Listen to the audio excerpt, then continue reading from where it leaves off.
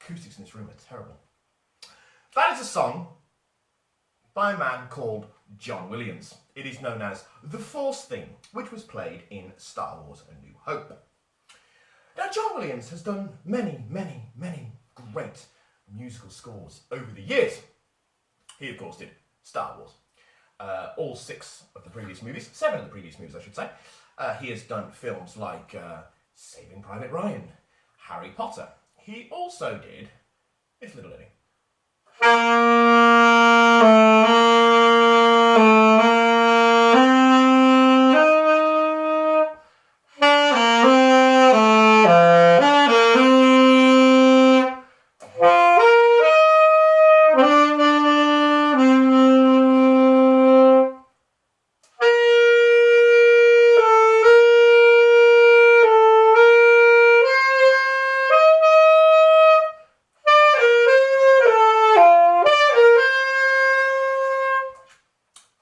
From a film called Jurassic Park.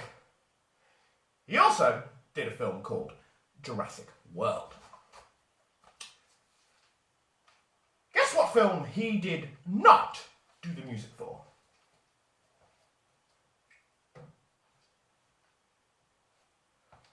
Rogue fucking One! Spoilers. Just in case you fucking missed it. So, what did I think of Rogue One? Well, I didn't particularly care for it because it's a heap of shitbag wankfuckery! Where the hell do we fucking start? Seriously! Jesus Christ on a fucking crotch! I know, let's start with Caspian, or Cassian, or Hessian, or Christopher fucking Walken, whatever the fuck his name is, because I can't fucking remember! I didn't learn his name until the 3rd part of the movie, and that's only because my girlfriend told me! Let's start with his motivation, shall we? Twice, we see the guy kill other people who get in his way, so it doesn't scupper his plans for the rebellion. The first time, he shoots a guy who's panicked because the stormtroopers are trying to find him. The second guy, he kills a rebel who is actively fighting the Empire, so the grenade falls where he wants it to. And then what does he do? The whole object of his mission, the whole plan to kill the guy who designed the fucking Death Star, and he has him in his sights, but he doesn't pull the trigger. Why? Because of the hot piece of ass he met 2 days ago.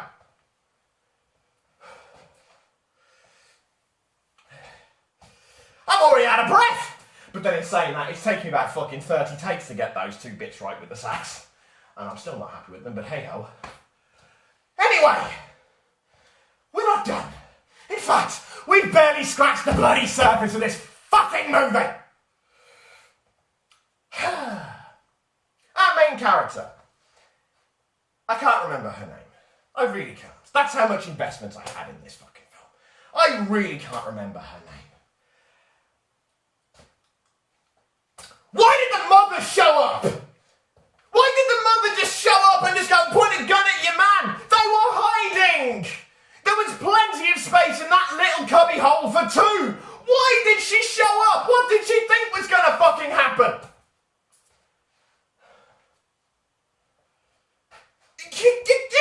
Just show up and get shot for no fucking reason! Because you're too sodden stupid to go get in the hidey hole with your daughter! Forrest Whitaker's character then comes in and rescues her, and then trains her for 15 years and then lets her go because he doesn't want the Empire to find her. He's hidden her for 15 fucking years! There is no indication at all in this movie that the Empire is still looking for the guy's daughter. He's working for them! They don't need to to find the daughter. He doesn't need to get rid of her, but he does. Why? Fuck knows. Also, the message. Why did they need her?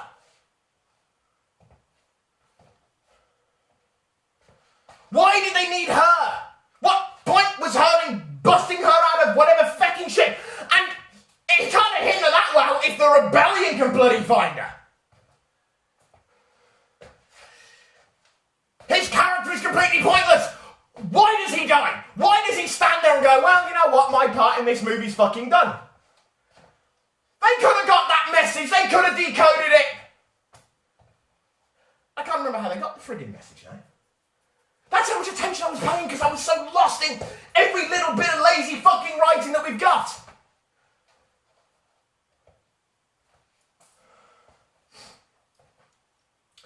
The rebellion.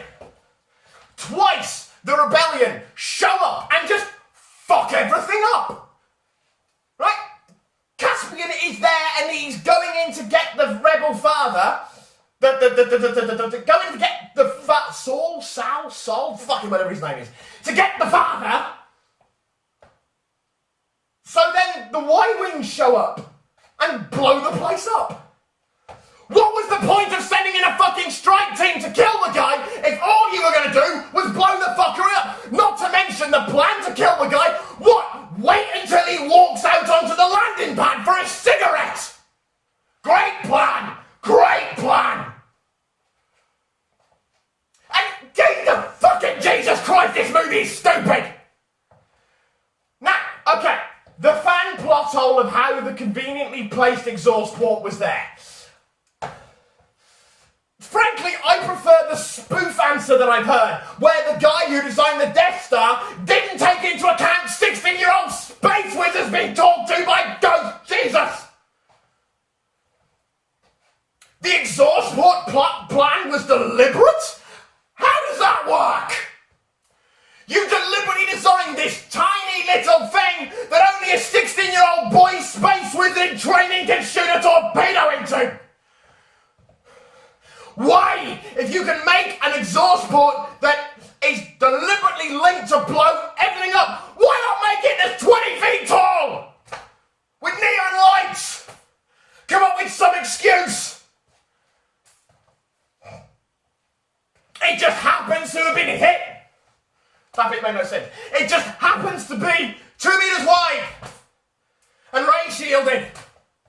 And how is it that the Empire only found this weakness when the rebels were attacking them in fighters? It is not unreasonable to assume that a battle station that is the size of a moon is not threatened by a one-man space fighter. That's like me walking up to a battleship and shooting at it with a slingshot full of pebbles. The chances of me hitting and damaging anything vital are next to none. I'm not done. I just need to catch my breath. Oh, fucking heck. I've had this building inside me for 2 days. My friend Kevin was down on the other end of the Tesco shop floor, and a friend of mine, Phil, came up to me and goes, why didn't you like Star Wars? And they could hear me the other side of the shop when I launched into why I didn't like this film. And I am so banged to have other things that I want to say that I will completely forget to put in the video. And be like, bollocks, why didn't I say that? The nerd rage is very strong here. And I know that I'm coming across like a self-entitled fanboy, but I don't give a shite.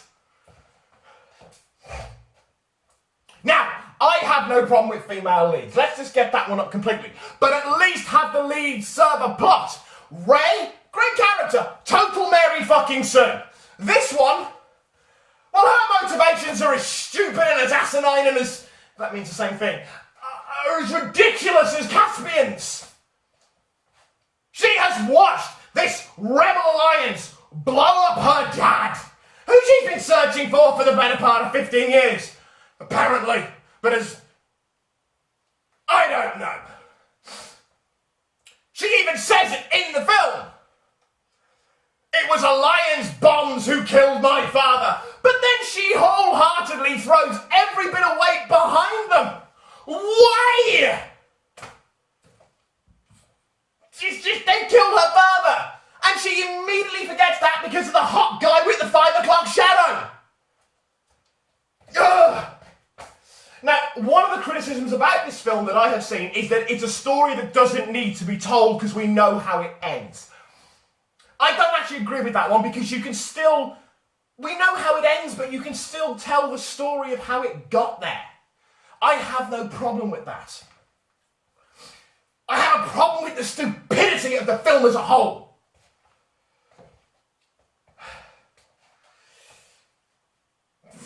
That PlayStation 4 rendition of Tarkin. I think that would have worked better if they'd have kept him deliberately in shadow. Full frontal shots on human realistic CGI do not work. I don't care how much money you put in it. It still looks fake as shit.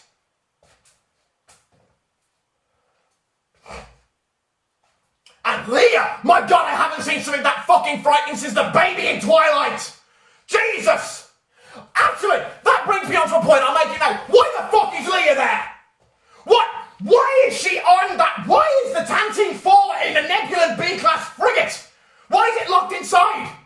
Why is it out fighting? Why is Leia there?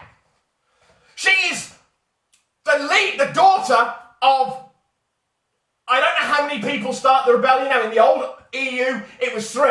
Bail Organa, Mon Mothma, and Garn Bel Ilbis. We haven't seen any reference to Garn Bel Ilbis, so I'm assuming he's not in it. So we'll just say that Mon Mothma and Bail Organa are pretty much the whole instigators of the human side of the rebellion, at least. Why is his daughter on the frigate?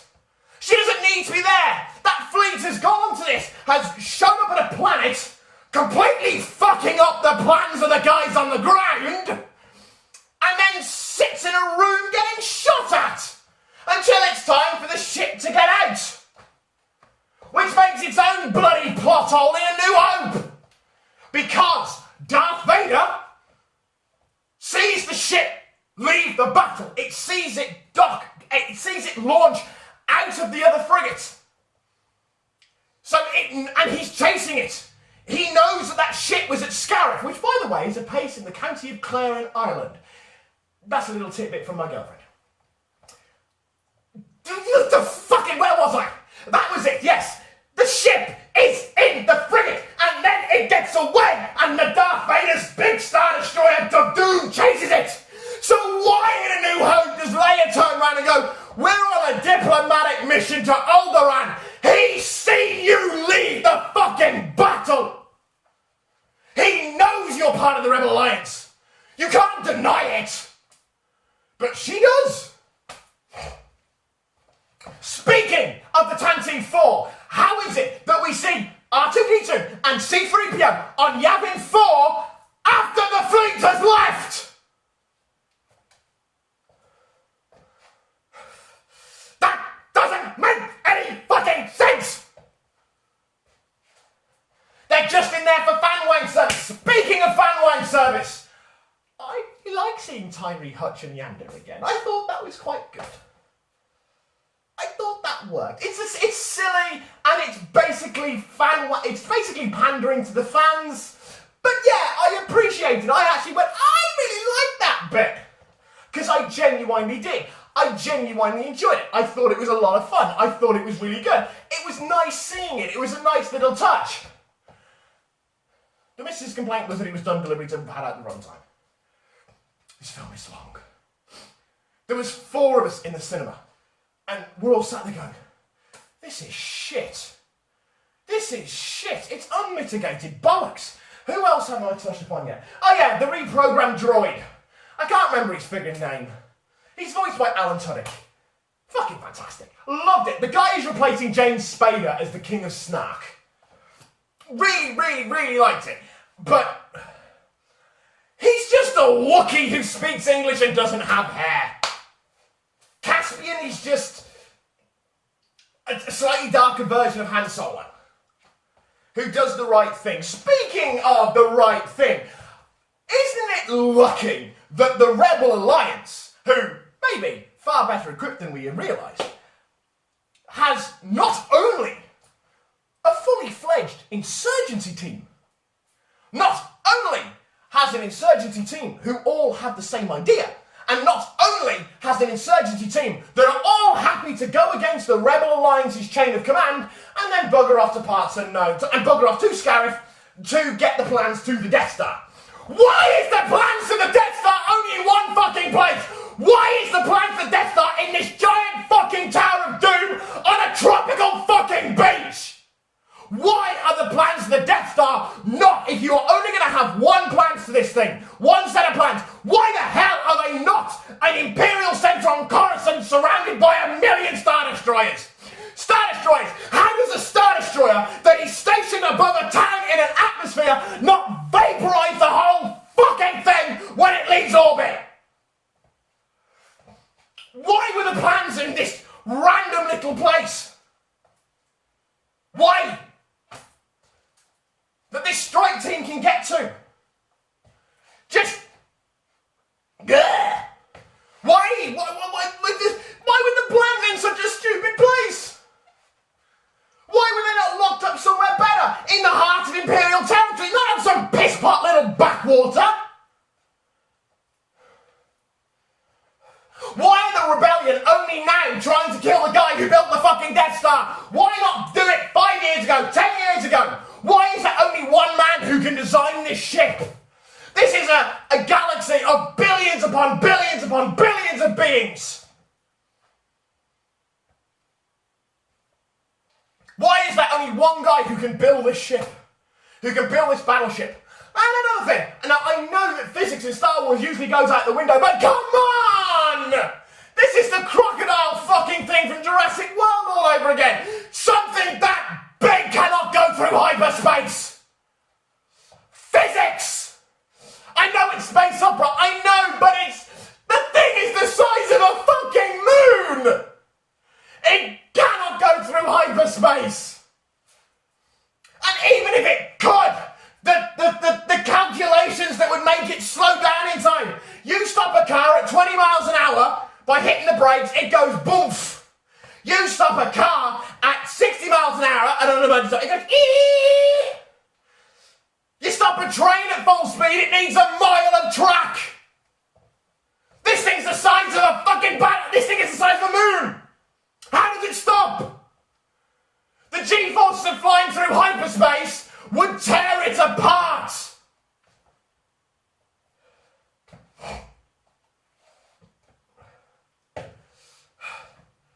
Twice the rebels show up and completely fuck up the plans. When the rebel fleet arrives at Scarif, they close the planetary shield, which completely and utterly ruins the plans of the guys on the ground. Half of them are bloody killed because the rebel fleet shows up at the wrong bloody time when it wasn't supposed to. And then gets absolutely gets massacred. Completely massacred. Along with all the guys now. Now, the ending of the film was never in doubt. Everybody was going to fucking die. That much was obvious. One of the problems that I felt with this film was, especially when it opens, you've got 40 minutes in, you have got no clue about what the fuck is going on, because you're straight in there. There's no time for character introduction, no time for character development. We don't know these people, but the movie acts like we're supposed to. The film acts the whole way through like we're supposed to know who these guys are. But there's nothing in there. Cass, mustache Spanish guy. He's a scoundrel for the piece. A badass. Why is he the best sniper? Why is he the best guy to go onto this planet and snipe the guy? And why would you send the girl who you know is the fucking daughter of the guy who might fuck your plan up slightly? In the end, it doesn't fuck his plan up because he doesn't take the shot and then acts like he's done something great by fucking up the whole plan. Excuse me, which was a stupid plan. It was a stupid plan. The writing in this film was just,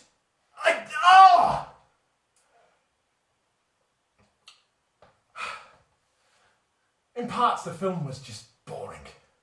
It's like, I don't care about these characters. I don't have any reason to give a shit. And the film didn't make me give a shit. You've got a lead female protagonist who is there. And whose whole point comes down to the film of giving us an inspirational speech about how she's turning against the rebellion. Who then follow her anyway? You know, the rebels say, no, we're not going to go to Scarif. We're not going to commit that.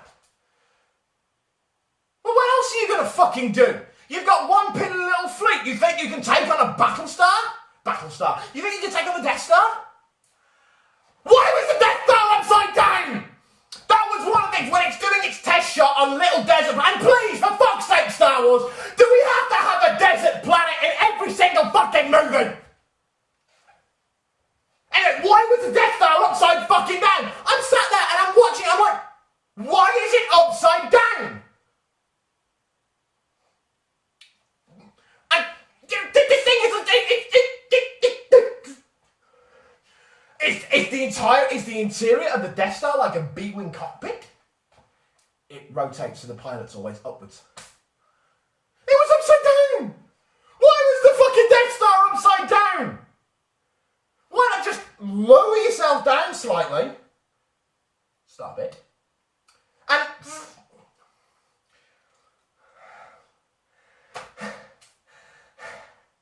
you lot of filthy minds. Just move that. Just slide around the edge and then shoot your load from there. Fuck it, I give up. I can't make it. No, I'm dirty. But it was upside down. This thing's the size of a moon, but it can do that. I can't shout out physics anymore. My head's starting to hurt, and I've got absolutely no idea how long I've been doing this now. And I know there's other things I wanted to mention, but now I'm starting to actually run out of steam. No, I'm not running out of steam, I'm running out of things to say, because I should write these down, but if I write them down, then it's there, and I've got to check it, and then it becomes scripted. And part of the reason why I like these shouty, ranty videos is because they are unscripted. The Hammerhead Corvette! Nice touch to the Old Republic MMO / Knights of the Old Republic by having an Old Republic Hammerhead Corvette cruiser in there, the orange one, that broadsides the Star Destroyer that sends it into the other one, which makes it blow up, which makes it... What about all the poor bastards that were on the damn thing? Dead spider. What about all the poor bastards that were on that cruise ship? They didn't get away. They just rammed the Star Destroyer. Right, Admiral Akbar, in Return of the Jedi, moves the Republic fleet in amongst the Star Destroyers, purely as an act of desperation, because even with the addition of the Mon Calamari battle cruisers, okay, this is possibly expanding, moving into old EU territory here, but anyway, can't take on Star Destroyers in concentrated numbers. So what do these guys do? Show up with blockade runners, one Nebulon B-class frigate, and the rebel transport ships against Star Destroyers. No! Yes, it gives us a great little space battle, and it does. It gives us a nice space battle. It's nice to see classic X-Wings duking it out with TIE fighters and little trench runs and things like that. And it's a great cinematic piece. But the plan is stupid. They launch against a tactically, numerically, and firepoweredly superior foe, and just start butting heads. You are only ever going to come out one way from that, dead. Which, incidentally, they do. Why did the Tansi... Oh, never mind. That was actually an awful lot of what I was... By the third act of the film, my nerd rage was actually at just such a level that I was just going, never mind. Why is that... never mind. What's the point of... never mind. Isn't it convenient that the Imperial officer, who is clean-shaven, walks onto the transport ship that the rogues use to land on the planet with his random Darth Malgus bounty hunter bodyguard look-alike, with the two wing things that could have been swords but we don't know, and emerges with a beard and a moustache. Luckily the uniform fit. Luckily the uniform fit her. And was complete with a face mask so you can't tell that she's a woman. Convenient storytelling. Very convenient storytelling. So much in this film happens because the plot says so, and it's one of the things I had with other movies, is that it happens because the plot says so. I think they could have made that film an awful lot better. I mean, hell, they could have gone back to the old expanded universe and explained how they got the plans from the original one. But hey, and I know that one of the critical points of this film is that, why are the plans on a floppy disk? I mean, let's face it, that thing looked like a hard drive in my tower PC. But you know what? The original movie didn't have anything resembling emails or sending encrypted information on beams, despite the fact they can do it holographically across the HoloNet. Yeah, that's just a plot hole, and they haven't filled it, because there's no way they could say, why didn't they just beam it out? Well, they couldn't beam it out. They don't have that. They didn't have that in the original technology, because it's a very, very valid point in the original films, is that why was all the information on a disc? That's fair enough. I can't really argue that one. I mean, for God's sake, Han Solo and Luke Skywalker, when they're shooting down the TIE fighters in A New Hope, their headsets have got wires. They don't have Bluetooth headsets. Not too fussed about that. There was another point I was going to make just then, and I can't think of it now. I can't think of it now. Okay, never mind. Maybe it'll come to me, maybe it won't. That's what she said.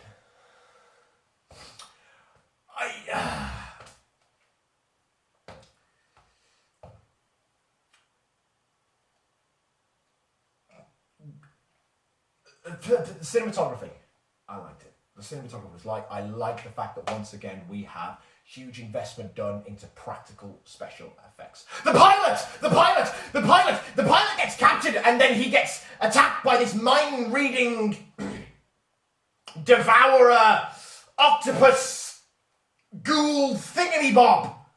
And then he actually says, oh no, yeah, it'll get all the information we want, but it'll leave you a gibbering wreck by the end of it. No, he's absolutely fucking fine, because the plot needs him. The only pilot in the whole fucking universe! The only person in the whole fucking universe that can withstand the effects of this squid thing.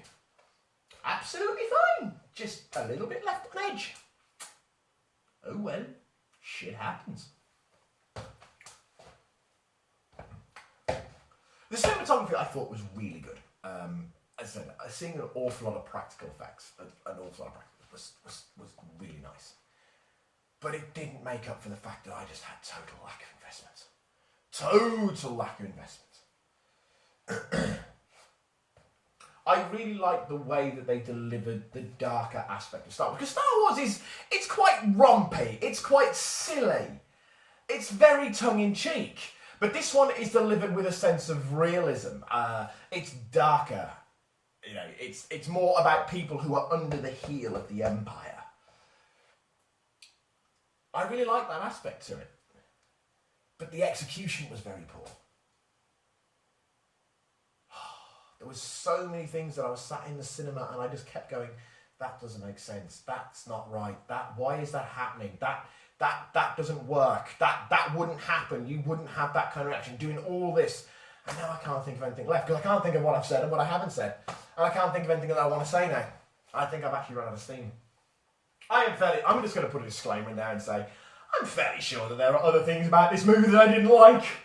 I just can't think of them off the top of my head. But I've shouted and ranted for long enough and I want a cup of tea after all that. So, yeah. Thanks for watching. Oh, and seeing as it's Christmas, fall out of fucking line!